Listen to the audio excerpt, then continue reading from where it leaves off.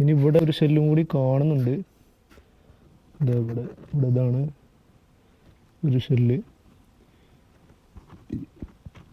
ഇത് നമ്മൾ പതുക്കെ ഇതും കംപ്ലൈൻ്റ് ഇല്ലാത്ത രീതിയിൽ എടുക്കണം. ഇതിന് മുന്നേ ഈ പൂമ്പൊടി ഇവിടെ നിന്ന് മാറ്റണം. തേനും പൂമ്പൊടിയും കൂടിയാണിത്. ഇത് പതുക്കെ എടുക്കണതിന് അടിയിൽ മുട്ടയൊക്കെ കാണുന്നുണ്ട്. മുട്ട ഒഴിവാക്കിയിട്ട് വേണം നമ്മൾ തേൻ എടുക്കേണ്ടത്.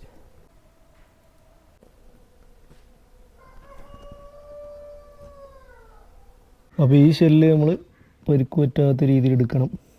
ഇത് പുതിയ മുട്ട ആയതുകൊണ്ട് പൊട്ടാനും സാധ്യത മുട്ടകളൊക്കെ.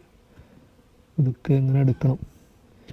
നമുക്ക് ഷെല്ല് കൂടുതൽ കിട്ടുന്നതോറും നമുക്ക് കോളനീൻ്റെ എണ്ണം കൂട്ടാൻ പറ്റും. അങ്ങനെയാണ് ഇത് കിടക്കുന്നത്. അപ്പോൾ ഇത് പതുക്കെ അടിയിൽ നിന്ന് ഇങ്ങനെ ഇളക്കിയെടുക്കാൻ വേണ്ടി. ഓക്കെ, കിട്ടിയിട്ടുണ്ട്. കണ്ടോ, ഇതാണ് രണ്ടാമത്തെ ഷെല്ല്. ഈ ഒരു ഷേപ്പിലായിരിക്കും. നമ്മൾ സാധാരണ മുട്ടയിലാറ് കുറച്ചും കൂടി വലുപ്പം ഉണ്ടാവുന്നുള്ളൂ. അത്രേ ഉള്ളൂ റാണി ഷെല്ല്. ഇത് രണ്ട് നമ്മൾ കുറച്ച് മുന്നേ പിരിച്ച് വെച്ചൊരു കോളനിയാണ്. അപ്പോൾ ഇതിൽ റാണി സെറ്റായിട്ടുണ്ടോ നോക്കണം. റാണി സെറ്റായിട്ടില്ല എന്നുണ്ടെങ്കിൽ നമ്മൾ ഈ ബോക്സിലേക്കൊക്കെ റാണി ഷെല്ല് വെച്ച് കൊടുക്കേണ്ടി വരും.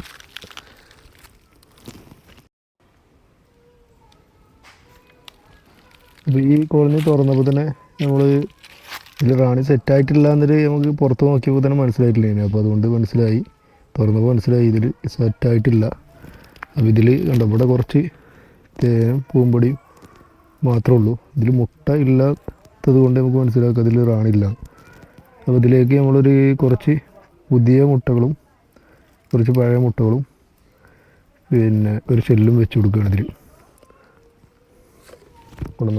കൊടുത്തിട്ടുണ്ട്.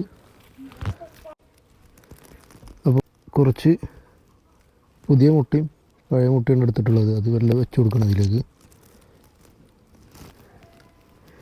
നമ്മളിത് റാണി ഷെല്ല് ഇല്ലയെന്നുണ്ടെങ്കിൽ കുറച്ച് ഇതേപോലെ ഓപ്പണാക്കി കിടക്കുന്ന മുട്ടയും അതുപോലെ കുറച്ച് പഴയ മുട്ടയും വെച്ച് കൊടുത്താൽ മതി.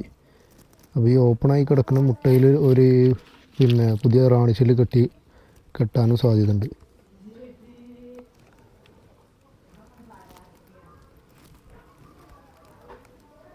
ഇനി റാണി ഷെല്ല് ഏറ്റവും മുകളിലായിട്ട് നമ്മൾ വെച്ച് കൊടുക്കുകയാണ്.